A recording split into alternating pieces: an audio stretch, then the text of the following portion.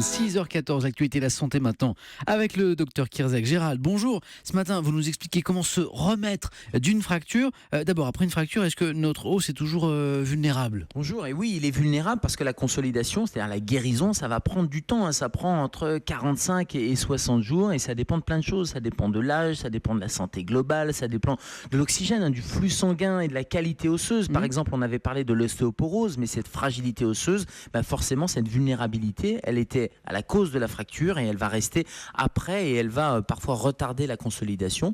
Donc, il va falloir respecter toutes les étapes, l'étape de l'hématome, de la croissance cellulaire, du cal qu'on peut voir d'ailleurs sur la radio, jusqu'au stade de l'ossification. Et ça veut dire qu'il faut suivre le protocole thérapeutique, le plâtre, la chirurgie, l'immobilisation.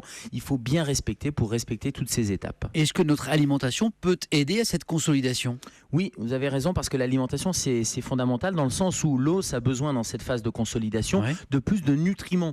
Il a besoin d'un équilibre, d'une alimentation équilibrée, riche en protéines, riche en calcium, riche en vitamine C aussi. Et quand je dis riche en calcium, c'est attention, pas besoin de prendre des compléments alimentaires de calcium. Il faut avoir une alimentation équilibrée, variée et les apports alimentaires de calcium suffisent. À la limite, quand on prend des compléments, ça peut même être contre-productif. Et puis surtout, il faut du repos, un repos adéquat, à la fois pour pas mobiliser l'articulation et l'os, mais aussi pour gérer le stress. Et on arrête le tabac, vous allez dire vous radotez, mais non, le tabac c'est très mauvais pour la consolidation. Et est-ce qu'on peut tout de suite après une fracture se remettre à l'exercice ?